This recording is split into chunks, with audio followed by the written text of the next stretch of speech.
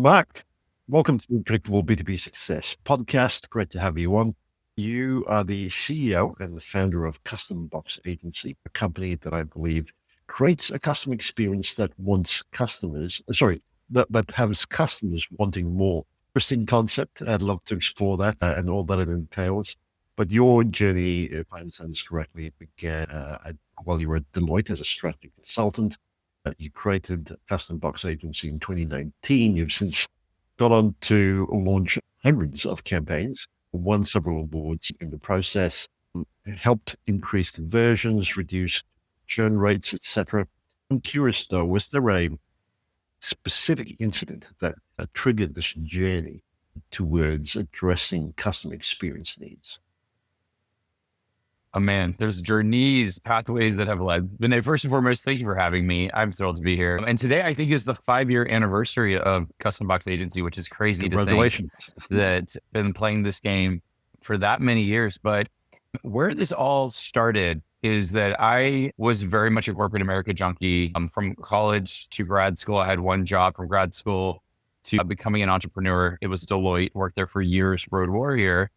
And when I finally, there's an event in my life that caused me to ultimately make the transition into becoming an entrepreneur. And I think I've had that spirit deep inside for years. But when I left corporate America and started learning more about how to build a business in the digital marketing game, I had such a deep corporate lens that coming into playing the digital marketing, the way I describe it is digital marketing, the online entrepreneurial world, versus corporate America is like checkers versus chess. The game board looks the same. The rules are completely different. And while navigating this whole online entrepreneurship game, the thing that drove me nuts was everyone's products were so digital. It didn't matter what type of business I was interacting with, that it felt like I had to run through these hurdles to get started with their products and services. And so for me, I was just in this mindset of, I just wish they would set me up for success out of the gates. I'd wish they would just send me the tools and resources that for the products and services that I bought that would just remove those obstacles and just be able to jump right on in. Mm-hmm. And so that's where Custom Box Agency, pre-Custom Box Agency for other products that we launched, I was like, I want a physical component to send out to people. But little did I know that when these physical components got into the hands of our customers, that they would start creating all this organic traffic that would make them into these brand ambassadors for my brand and sell my product for me. And so that's where this all spun was everyone is so focused on digital because digital products are so much easier to scale. And they assume that physical is hard, but if you're talking about experience design and activating the senses, I can activate so many more senses and activate the kinesthetic to a digital experience if I can create these custom box experiences. And that's where this all triggered was, it was never meant to be the business. It was an accident. But I was doing it and then people started asking me to do it for them. And it just snowballed out to the point that if you had told me years ago that I would be in the business of boxes, I would have said you lost your mind. But today there's no better vehicle to represent the strategic and the impact to the value that we deliver to our clients than having these boxes. I wonder if you could actually unpack a particular event that got you thinking about this kinesthetic aspect to an experience, because I think most of us are so used to doing things digitally that we probably don't even think about that side of things. Yeah, totally. So where it all started, Box Zero for me was I was hosting this event called High Ticket Online. And if you ever want a perfect excuse to be able to interview and tap into the minds of other experts, do podcasts, do a virtual summit. But this is a virtual event that I interviewed 10 high ticket experts and everyone represented a different way of selling high ticket sales. And so when I did this event, it was all pre-recorded. And because it was pre-recorded and the questions I asked were so intentional, I knew I wanted to create a physical experience that when people were watching or consuming this content, I could mail them something to help them get a result faster. So what we ended up doing was I interviewed 10 experts in the field of high ticket sales. I broke down those interviews and started creating actionable tools for each. And then inside this box experience, I basically created a system that if people were wanting to create their own high ticket products and wanted to learn how to do high ticket selling, they can easily navigate which speakers they should listen to and have an entire blueprint for each of the 10 speakers in terms of how they structure their business as it pertained to high ticket selling. So this was like, it was never like, I never thought the box thing would take off the way it did. Mhm. But for me, I just wanted people, as they're watching the interviews and seeing kind of the breakdowns of the best practices, to be able to quickly translate, now, what does this mean for me? And so inside the box, we turned all the speakers into trading cards, these oversized trading cards with their pictures on it and facts about best practices from the interview that I had. We created a workbook where they can start to say, these are the ones that resonate with me. So how do I emulate their structure to creating my own high ticket offer? We had some things in the box that allow them to better connect to me, because there's certain things that I do and interact with that I just wanted to put in the box so they can have that same experience that they're seeing through these interviews. And that literally was box zero. I never thought that we would start to get all these unboxing videos, but the average person, when they receive this high ticket online box, and it's literally a physical box in the mail that is branded as a full experience, the interior, the exterior, all the components to the digital product, they would do these unboxing videos that were averaging 3 to 7 minutes each. And I was getting tons of them. And every time someone would drop these videos, then you see this flood of people saying, how do I get the high ticket online box? Right. Which then turned to additional sales. And you see the snowball effect happen, that it didn't matter that everyone was unboxing the same experience. People were excited to talk about their experience unboxing it and sharing that with the world. And that's content, for me, it beats paid traffic in the sense that it's user created, user generated content, and content that I could easily repurpose into ads and other means as well. Right. Yeah. Customer experience is talked about so much these days. It's almost commonplace. A lot of people, or a lot of companies, might think that they have a better handle on it today.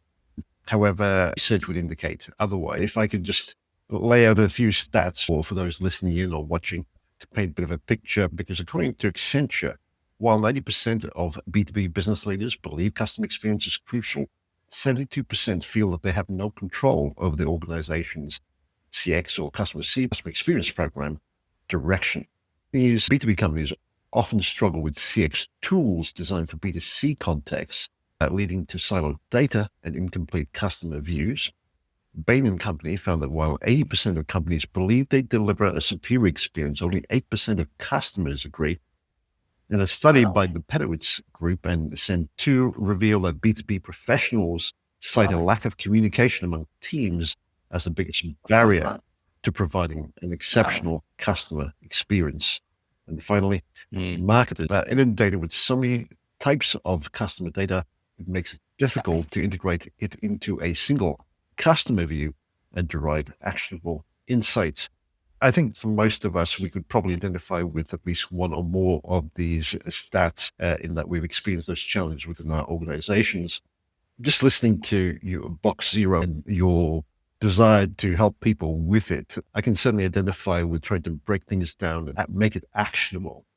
A lot of people, especially in companies, whether they're running podcasts or webinars or virtual summits, spend so much time trying to get it off the ground and making it happen that we really don't think about the aftermath of the event, other than perhaps scheduling follow-ups and trying to get into one-on-one conversations. To make things really actionable is a very different way of thinking. Yeah, I'm curious, was there perhaps an element of, and maybe this goes to how you're wired, that speaks to the desire to have something to be able to touch and feel, which quite often is in digital experiences? There is, just from the stats that you said and everything, there is so many things we can break down in there. And one thing that comes to mind that I think is really important is, I don't want to separate. There's one thing to talk about customer experience. There's another thing to talk about customer journey. To me, they go hand in hand. And step one is not, let's define the experience. Step one should be, let's define the journey. And do you have a clearly defined journey? And when we talk about journey for the customers, there's 3 journeys that you should think about. And this all goes to the customer life cycle. You have an acquisition journey, which is, how do people discover me to acquiring my products and services? You have a delivery journey, which is, now that you are a new client or new partner, new business I'm working with, what does the journey look like from onboarding to getting them the outcome as to why they bought your products and services? And then the third journey is retention. How do I start to think about extending lifetime value? And recognition is a huge part of that as well. There's so many ways that we can create these open loops. But we start to look through things that anytime I work with a client, they always want the customer experience. When we think about experience, we think Disney. Disney does it better than anyone. The way that they stimulate the senses and really activate you. But behind every good experience really needs to anchor a journey. And the journey can be the hypothetical or the literal way that people should be navigating your products and services. When you know that, I can gamify, I can incentivize, I can optimize the customer experience to the journey that we would want them to go through. And it gets a little bit more black and white, especially when you're working with B2B, because they're hiring you for a specific product or service that you are promising them. There's an outcome that's very clear. And so for me, I think it's important from ground zero to say, have we defined the journey from start here all the way to that outcome? Have we broken it down in a step-by-step way that allows us to say, when do a lot of businesses lose a lot of clientele? Typically in the first 30 days. It's because oftentimes they don't have a really clearly defined onboarding experience. They haven't really gone through and set their customer up for success. So what happens is their customer or client may be in a position that they're like, I am so overwhelmed right now that I feel like I'm missing something. They put the blame on themselves. And what do you do if you feel overwhelmed? Well, if you feel overwhelmed, chances are you're going to disappear. You're going to refund. You're going to fade out in the dark and then eventually fizzle away until you cancel the partnership or the agreement.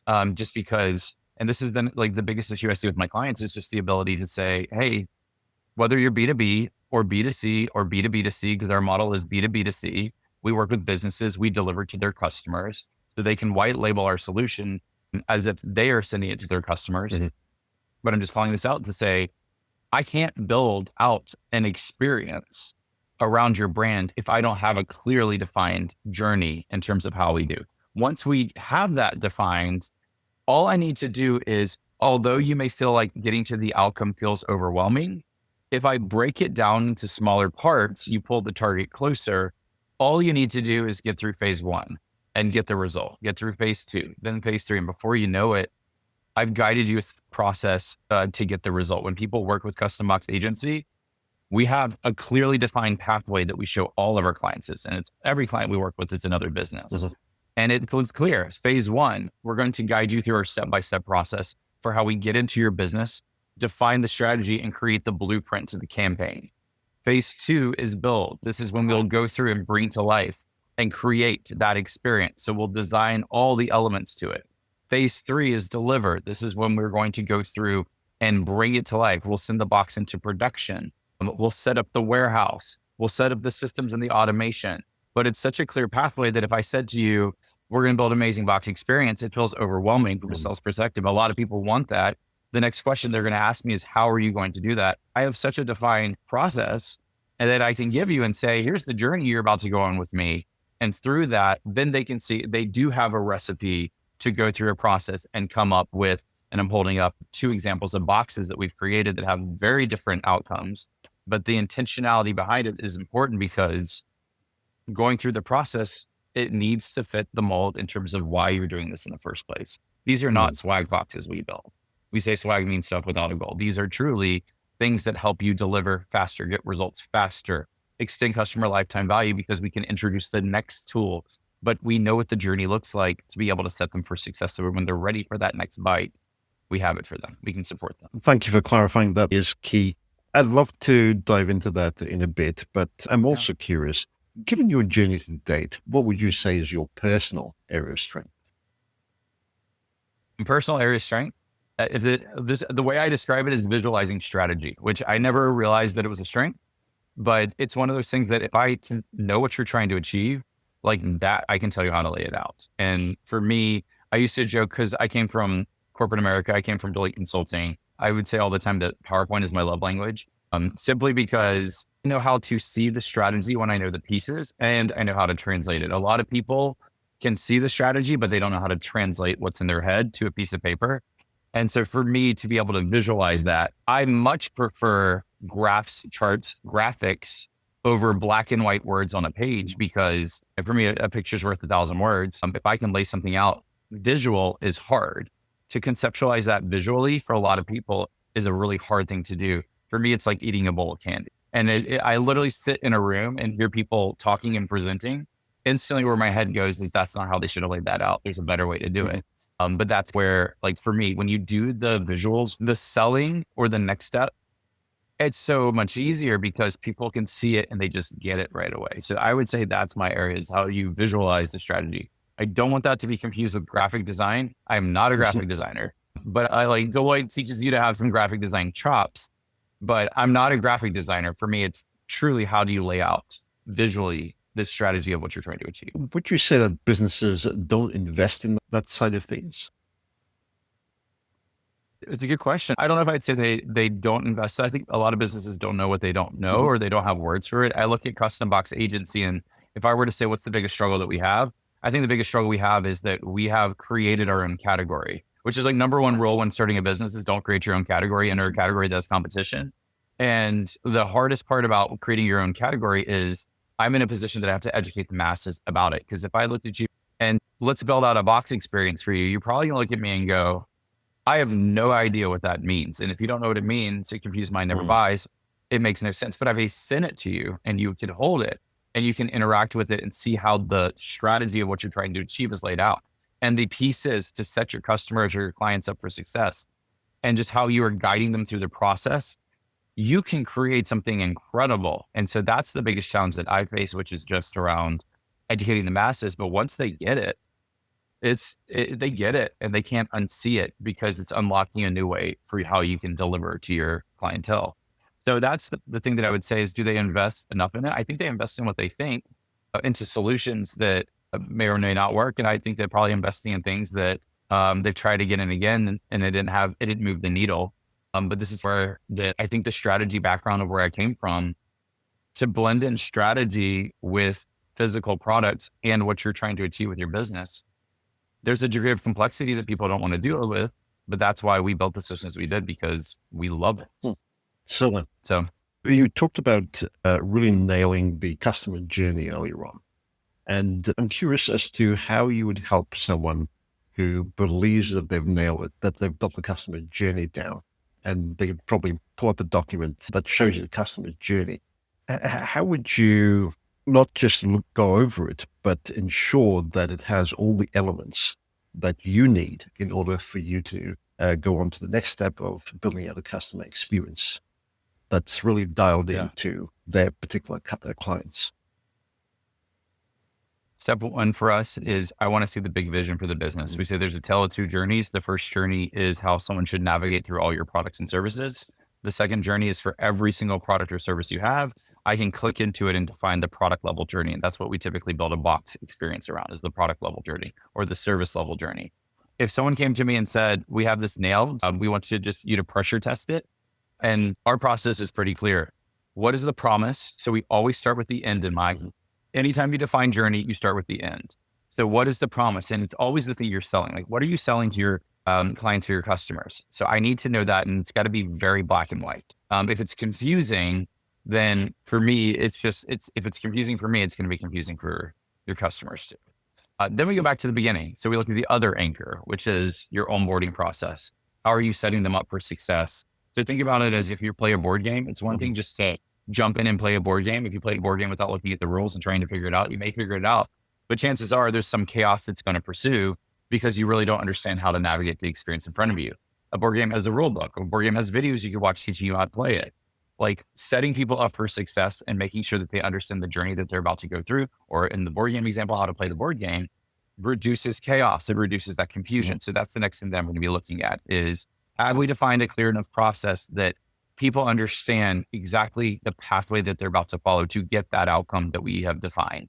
Have we defined the tools that they need? Are we giving them the tools that they need for every step of the way? Are we reinforcing to them what they have access to as a result of working with us? You want to make it so easy that when they're done with that onboarding phase, then it gets through what are the steps that need to be taken to get to that outcome. And we just break it down. So I look at all of those pieces. And the reason that I like to have it broken down into these subcomponents, these different phases of activity, is if you are in phase 2, then I can tell you without a shadow of a doubt, you have gone through a transformation because you are no longer in phase 1, you're in phase 2. If you are in phase 3, I can show you, look, you started at the beginning, look how far you've come. So I like to see those pieces very well defined so people can see I'm making progress with your products and services. If it's just beginning and end, and I'm floating in the middle, it's easy to get lost in the chaos because there's no clear, am I on track? Am I doing it Mm. right? Am I where I need to be? So those are the things when I'm looking at a journey, are those well defined? And then there's this other layer that I want people to start to think about, which is incentivizing behavior when they hit certain milestones along that process, along that journey. I can tell you that if you get to, and you, like, I have a client, he works with other business owners. He teaches them how to make their first six figures online and then scale up from there. So part of what he's doing is, how do we get these businesses that may have a physical local market presence on online and generating their first six figures? Part of that journey is, phase one ended with, have you launched your sales funnel?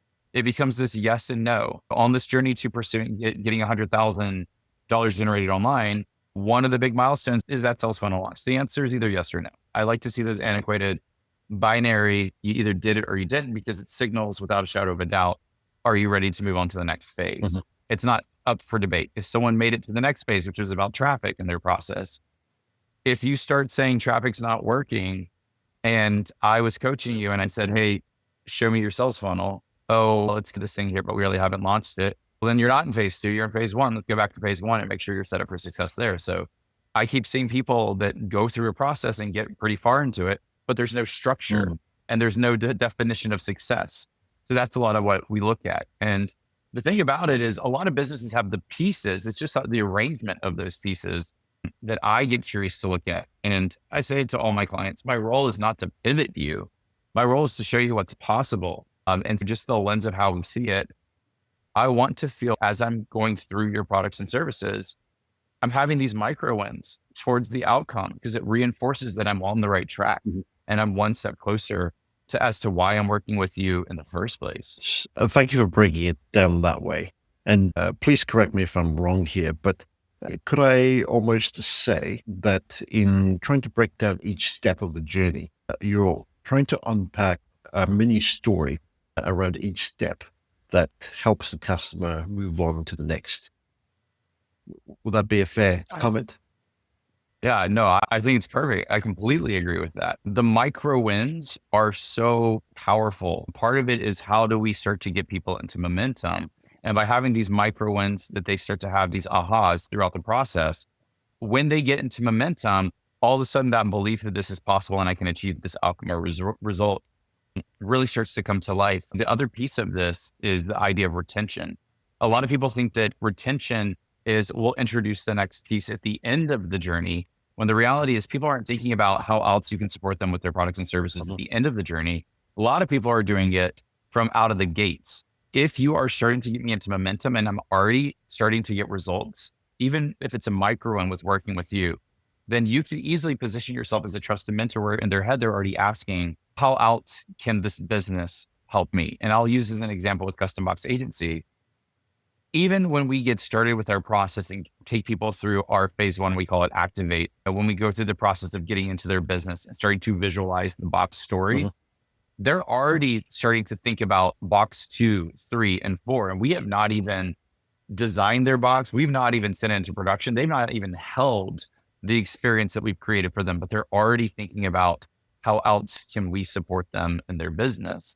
And that's the power, though, of really having those micro wins throughout those, that reinforce. There's a lot to unpack there with the customer journey and what you offer, which is these boxes, custom boxes. Would it be fair to say that you could literally send out a custom box for any one particular step of the journey, which would include customer acquisition potentially? Absolutely. Like, even in ours, it has three core phases for how we deliver the box experience. Phase one, defining the strategy. Phase two, bringing the strategy to life. So now they can see the box come to life and all the pieces. Phase three, when we sit into production and set up their warehouse and all the benefits that come on that. I could easily create an experience that is a 3-box experience. I may, and this is a powerful retention play, I may say, we may have a product that we sell at the Mhm. beginning before someone becomes a client that says it's box 1 of 4.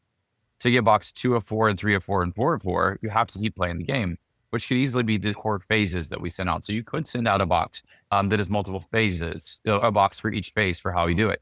We have other clients that it's not necessary. They have a product that the first big element of it is broken down to 6 Mhm. phases. We may have something in the box that literally has an envelope that represents each phase and the tools that they need when they progress to that phase. And they earn the right to open up the envelope as they start to go through the products and services. So it's not needed to have multiple boxes, but introducing multiple boxes as part of the equation is a strategy in itself. And I tell clients that I have a lot of clients that are in the B2B space, but they do a lot of coaching. Well, I don't want you to send them a year's worth of materials in one box experience. I'd rather you prime the journey for the next 12 months working with you or your business, but only give them what they need for the first quarter. And then you can introduce the next piece of the next quarter and the next quarter and the next quarter. But part of that is to reduce overwhelm. And if they're not ready for it, don't give them things that they're not going to need. It's just distraction. So when I see it, whether it's a box, whether it's a flat mailer, there's all different ways to do it. I want you to set people up with what they need, whether it's a phase or phases or a journey or multiple journeys to the process. Could you help us stimulate creative users, so to speak, by maybe using an example of perhaps a business coach and an example of what they might send out to potential clients as part of the whole customer acquisition piece? We worked with people who have anywhere from a $47 or $97 product all the way up to people who have a $25,000, $50,000 product plus. And there's just all different modalities in terms of how you do it. If I'm working with someone that's doing a coaching program, it just depends on the makeup and the duration of that coaching program, how I think about that experience. So this is why knowing the pieces is so critical because one coach versus another, the way that it may look is completely different. One of the clients that we work with has a multi-year program and she's in the dental space. Her program is, I believe it's $50K a year. She's a $50K version and a $35K version. But for what she does is she helps the dentist put the operations in the system in place to ultimately be able to retire themselves from their business or be able to grow their practice and buy back their time. And because she's in the dental space, one of the things that she had mentioned to me is she sells the program as if it's a year-long program, but truly to get the benefits of it, you really need to be involved for 3 years. It's usually the 3-year round when we see people really get the true benefits of it, which means you just defined a journey that you haven't captured and sold in a way to your people. Because if I came to you and said, hey, here's what you can expect working with us. Year one is all about putting the systems in place to make sure you can fully operationalize your business. Year two is about starting to find more dentists to pull you out of the day-to-day. Year three is about scale or whatever that structure is. I would want you to know before you hired me as your coach that this is a 3-year journey, that for the different years, there's a different theme that builds upon the next and builds upon the next. And by just knowing that, you could take a lifetime value if it's a $50K program from a $50,000 to planting the seeds that to get the true benefit. This is a $150,000 investment. And for someone to have that seed and sign up for the program, they know out of the gates, that this is a 3-year program. You just made retention and lifetime value so much easier just based on how you shape the story. And guess what? Now that could be a 3-box experience, a year 1 box, a year 2 box, and a year 3 box that each focus on the themes that go deeper and deeper while you engage in. We want to create that element to say, if we say year 1 is year box 1 of 3, if you want to close the loop, you have to keep playing the game. And so as we start to think about it, all we're doing is taking what is the core focus of that year and then building a journey and then providing the tools and resources that guide them to implementing all the steps they need to take so they're ready for year 2 or they're ready for year 3. And in that sense, that's just a powerful way that we can lay out that journey. In terms of getting people actually interested in the program, because there may be some who aren't even fully in that space at the moment, how would a custom box kind of not just pique their interest, but be well worth the ROI you spend on it? Yeah, great question. And what I'll tell you is we say there's 3 journeys that you can build out. There's an acquisition journey, which is again, discovering you to buying your products and services. There's the delivery journey, hired me or we're partnered together. So it's onboarding to outcome. And then there's the retention, which is the next journey. It could be recognition and awards that keeps people engaged. It's a really powerful thing. It's the means that you put into increased lifetime value. What you're talking about now is an acquisition piece. Some of the boxes that we have right here that I'm holding, these are both acquisition plays. 57 Hats is a low ticket product to produce, but the whole goal of this is the business partner who's I'm building this with. The whole idea was they have a staffing agency that they can staff any role within your business or organization. They didn't have an easy means to get this out to the public, because there's so many different staffing agencies out there that can place good, high quality talent into businesses. And so the concept is simple. One of the things that you have to recognize as a business owner is how many hats are you wearing in your business? And so from an acquisition standpoint, the way we're leveraging Box on the front end of the process to ultimately sell people into higher ticket products and services is we created an experience that literally broke down a business into 5 departments. And each department, and this is where I can actually show you, because this is a fun product. If we turned every role in a typical business into a card, and when a card, I actually mean a physical card, then we came up with a concept that was just, what would a hat look like for this role? So you can see the founder's hat or the CEO hat. You can see in here, the accounts payable hat. We just played off this cheeky concept of what can a hat look like? Because we know in a business, a lot of small, medium, large size businesses, you may be wearing multiple hats. The first step to getting you out of your business and working on your business is understanding what are the different hats that you're wearing. And so we created the system that guides you through an exercise on how to realize how many hats you're wearing as a business owner. And then the next step of it is when you see the hats, how do I say this? These are the hats I should continue to wear, or I should delegate, or I should sunset because it's not needed anymore. And understanding that, you can start to lay out your business organization and see where the gaps are for seeing the hats that you should eventually vie to get off your plate. And we provide them for every single hat in the deck. All the tools, or a lot of base, and this is where the physical goes digital. We provide you with what the role is, KPIs you should consider for this role, a job description you can swipe, interview questions, sample tests you can give them, Myers-Briggs Strength Finders, DISC assessment. And the call to action is really simple. If these are roles that you need to hire, we have this business, integrate up. They can help find good talent, get in touch with them. So we're now leveraging a Box experience and helping people just have a simple breakthrough as a tool that is a lead gen tool to help business owners get deeper into our funnel. So that's a way you can leverage a Box, and anyone can do this. This is just a concept. There's so many different angles that you can play in. Cards made sense for this project because I just love the kinesthetic nature and the tactile, like being able to move things around. But there's so many different modalities of how to shape these experiences. But that's kind of where that my goal with 57 Hats is I want to get into the hands of 100,000 business owners.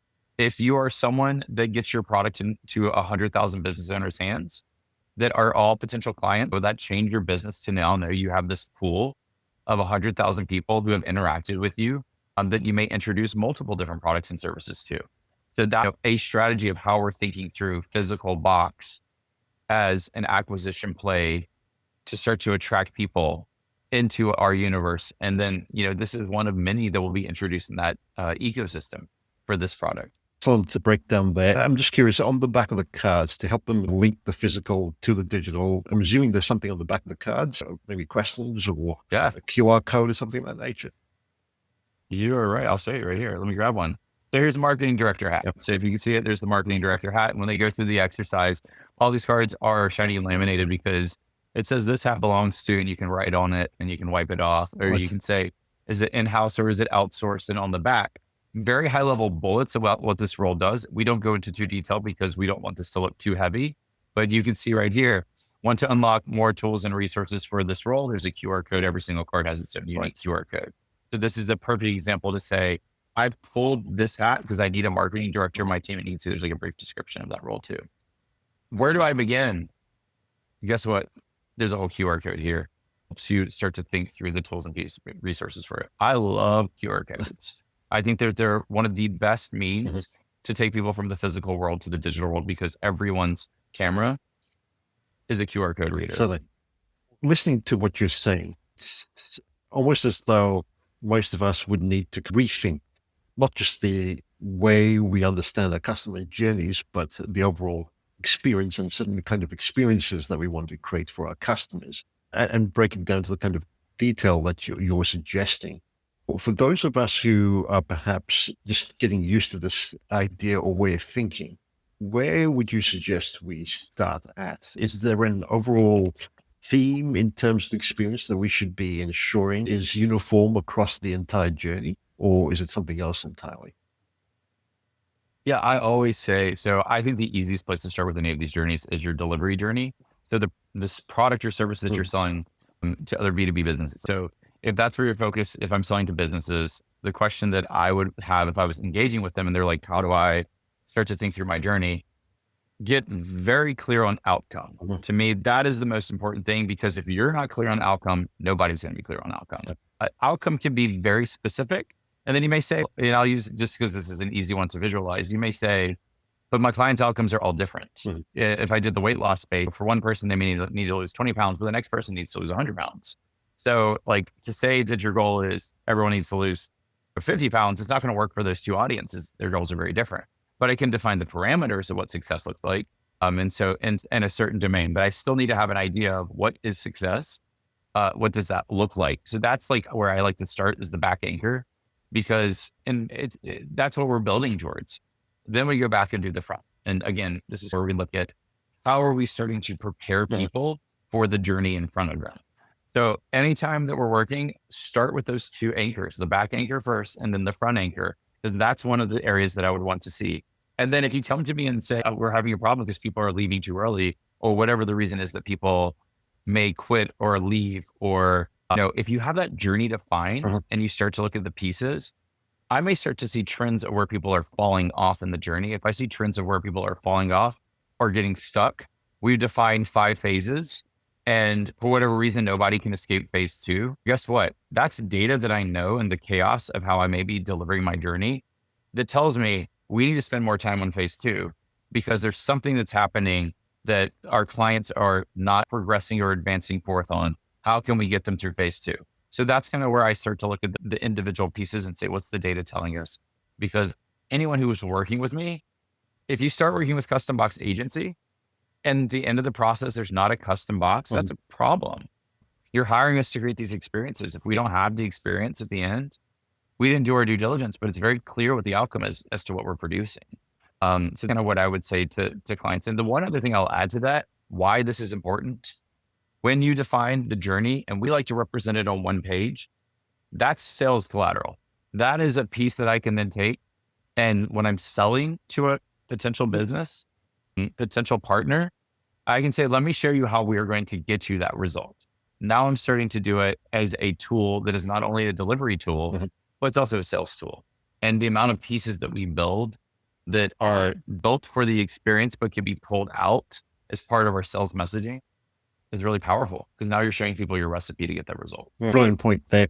I'm also curious, in our last conversation, you mentioned jewels in customer journeys. Could you expand on that? Yeah, jewels is one of my favorite things. So jewels are the word, this is so vernacular that we use. I say jewels all the time because the example I like to give is your customer or your client is on a journey to a jewel. The jewel is the desired outcome. To me, I love when a jewel is like a physical representation. And I always say it's up to us to provide them with the tools and set the rules as they guide throughout that experience. The way I describe a jewel is when you understand this concept, you can also understand how to increase lifetime value with customers. We can use karate as an example. A lot of people know Taekwondo has their belt system that you may start as a white belt, but if your desire is to become a black belt, the jewel that represents the black belt is the belt. That is the physical representation. But when we talk about it, if you're on the journey from a white belt to a black belt, you have jewels that you have to collect along the way. You got to get the yellow belt, the green belt, the brown belt, the red belt, the blue belt. You have to get all the other belts. Every time they introduce a new belt, that's a new jewel. It is a definitive, like, you are at this level in the process and you're one step closer to becoming that black belt. But it's also a brilliant model, because in order to go from white to black and collect all the jewels, every time you advance to a new jewel and are pursuing the next jewel, you're increasing lifetime value. So a different example for me is I love to do Spartan races. I don't know if you've heard of Spartan races, obstacle course racing. I had no business doing a Spartan race when I did it, but I was intrigued and saw a Groupon.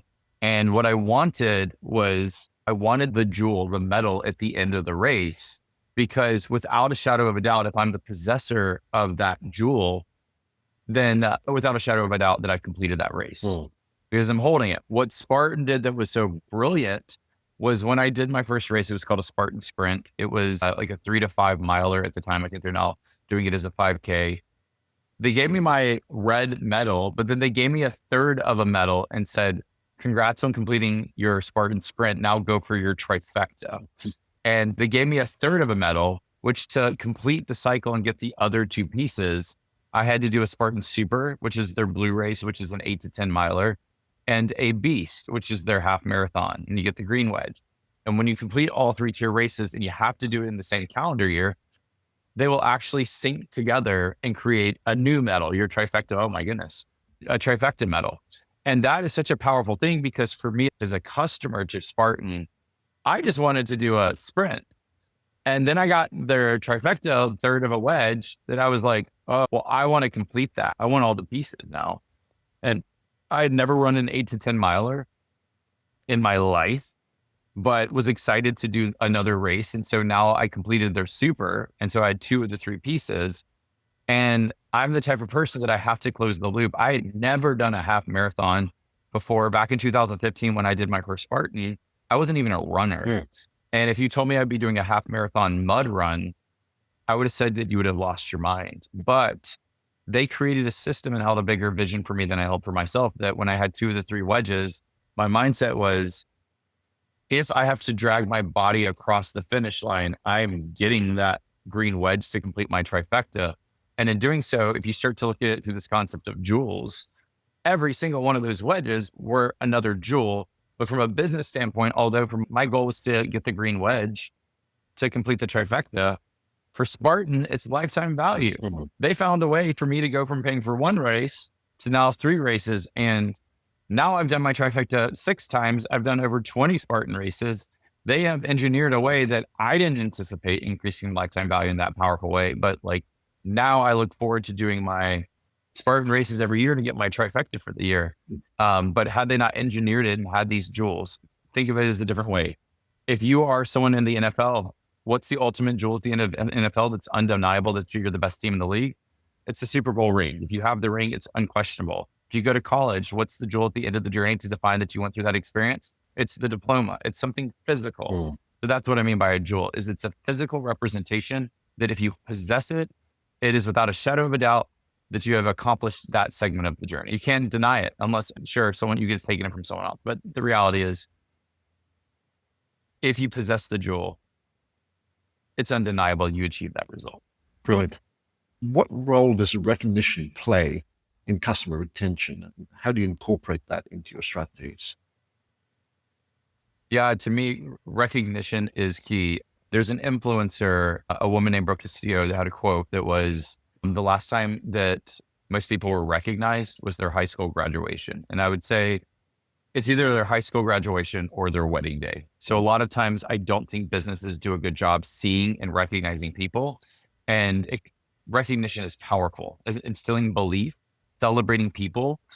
It's powerful. There's a SaaS company called ClickFunnels. I don't know if you're familiar with ClickFunnels, but ClickFunnels has something called the 2 Comma Club Award. Mm-hmm. What it is if you stay engaged at ClickFunnels and you generate $1 million in a product or service using ClickFunnels, so like that, they were part of that story, you could earn this 2 Comma Club Award.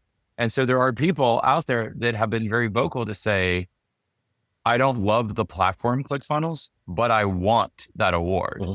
And so they want the recognition that's with it. So if you want to get the award, you have to keep playing the game. You have to keep paying them monthly as a SaaS platform. You have to keep working hard in your business until you get to that $1 million mark. Mm-hmm. But this is just an example just to show you the power is recognition. And here's the thing, in the spirit of it, the 2 Comma Club Award in that model is a jewel. It is a physical representation, because if you hold it, it's undeniable that you've generated $1 million because ClickFunnels does their facts and checks. There's a certain thing you have to do in the application process. So seeing that on your wall is just a really powerful emblem that, this is someone who has had a degree of success in the business. What does ClickFunnels do to increase lifetime value? They said, congrats, you made $1 million. You're done. They're cutting off lifetime value. What do they do instead in the spirit of recognition? Now it's time for you to go earn your 2 Comma Club X award, which is 10 million, or the $25 million award, or 50 or 75 or $100 million award. If someone hits $1 billion, I guarantee you they'll introduce the $1 billion award, because stopping that gamification of recognition Mhm. is effectively stopping lifetime value. So that's where I'd say I've seen people, one of our clients is in the real estate space, and he says owning 10 properties is his definition of building generational wealth because that's what he's so excited about. Mm. And he wants to help you get on the road towards 10 properties. So if that's the case, I may recognize you when you get your first award. I may have another thing that recognizes the people that get their third or fifth house, or I may have something really special that when you get to that generational wealth mark, there may be another award to celebrate you from hitting it. And then I may also say, oh, and by the way, I have this special group for people that the only way you can be admitted to it is if you had earned that generational wealth certification. And now you're fostering community Mm. however you want to as another means to increase life. There's just so much you can do in terms of that experience. But this is why I think recognition is one of the most powerful. The MLM companies do this brilliantly within their own structure, but it's something I wish for all businesses is to find a means to recognize your people because it does not only build community, but it also increases lifetime. Another great point. Yeah, I'm curious, given your journey to date, would you say that pretty much all your business is inbound, or do you actually invest in outbound as well? Oh gosh, our business is it mostly inbound. I introduce in so many different capacities because we have so many offshoots to what we Mhm. do. For me, any journey that you define in any, whether it's inbound, outbound, whatever the process is, I can build, if I can build a journey around it, I can build a box experience Mhm. around it. And so forcing clarity of the journey is ultimately what we've had people that in their sales process, if someone didn't close on the spot, trigger a box experience to engage and have another means to follow up with it to say, Okay. hey, let me send you some additional supporting tools and resources. We've had people as they've been in the journey, if they know that they see a trend, let's just say it's a membership, that at month 5, a lot of people fall off. I would investigate to say, why are people leaving at month 5? Mhm. And that may be a big mark to introduce another box to re-engage. And a lot of times in those journeys, it's that life got in the way and they've not been able to re-engage and they feel behind. And this is why we have to create a process to say, we forgive you. It's totally fine that you got behind, but here's a way to re-engage. And the new month is starting. So let's like not worry about this. Let's get you on board to re-engage and restart. The process here and having the means to support them with that, I can build an experience around that too. So there's just so So many different angles that I see because no businesses all have different challenges that they face. in this space of customer experience and customer journey, are there perhaps a couple of areas that you find doesn't get much airtime? If so, what would they be? The biggest thing that I would tell businesses that I feel like when I engage with businesses, they're in this nonstop roller coaster of customer acquisition. And it's all about acquiring when really the game should be retention. Mhm. And retention is so much easier because these are already buyers. And I'd rather you put the energy and love and respect into helping them win more. Because if they win more, all of a sudden, especially from a business, what do we like to have? I like to have MRR, monthly recurring revenue, or AR. It just depends on how you set up your Mhm. contracts. Clients that see you as a critical piece to what they're doing and that they know that you have their best interest in heart will continue to grow with you as well. And it's like you grow with them, they grow with you. It's so much easier to keep those clients engaged than just to keep dumping people into the system. And I see a lot of people, because I would say acquisition is getting to the point that it's almost getting commoditized. The tools, the resources to getting people in. What I'm not seeing people doing well is I sell you on a promise, but I don't know how to execute that promise. Mhm. I don't know how to deliver upon it. And so that's where I would say I take the time. And if it's not you, hire the resources that know how to deliver to the results. And this is again getting into that customer journey. That's that delivery journey. Because when you nail it, the retention piece gets so much easier.